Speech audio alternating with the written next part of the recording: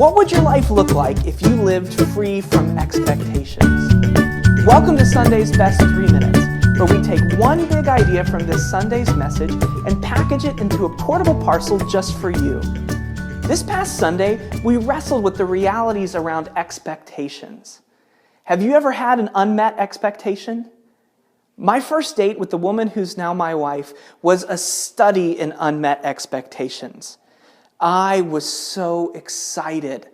I picked out a seat for us in the coffee shop. I got her a couple of gifts. I even went overboard and had a couple of friends from around the country praying for our first date. There was one problem, however.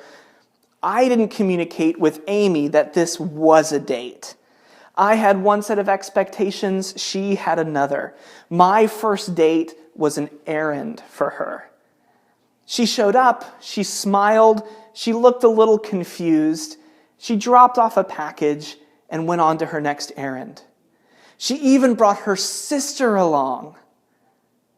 Unmet expectations can lead to a tremendous amount of sadness, anger, fear, and disgust.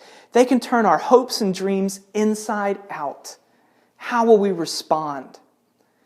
Some of us have tried to respond to the pain of unmet expectations by abandoning expectations altogether, leaving them like litter on the roadside of our past. We dream that we will move forward into an expectationless future and experience freedom to go with the flow and just enjoy life. It's a pleasant dream, but it's just a dream. In reality, expectations attach themselves to us. When we try to throw them out the litter, and when we try to throw them out the window, they land in the back seat and litter our floorboards. In the summer heat of life, they develop a toxic life of their own, and they do damage to us. Jesus didn't teach his followers to abandon their expectations of God.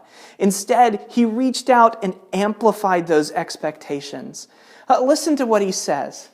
Whoever believes in me, as Scripture has said, rivers of living water will flow from within them. Look at what he promised. He promised to quench their thirst for life and to do that abundantly. Not just living water, but rivers of living water flowing from within them. Enough for them and everyone downstream for them. Their kids, their neighbors, their colleagues. There can be no great disappointments without great expectations. But our great God stands on the other side of all of our disappointments and commits that he will give thirst-quenching, expectation-surpassing, bubbling, cascading, fully alive life to those who place their trust in him. What would happen if those of us who fully placed their trust in Jesus fully expected that he would make us fully alive? What would happen if we didn't settle? Friends, thanks for watching Sunday's Best 3 Minutes.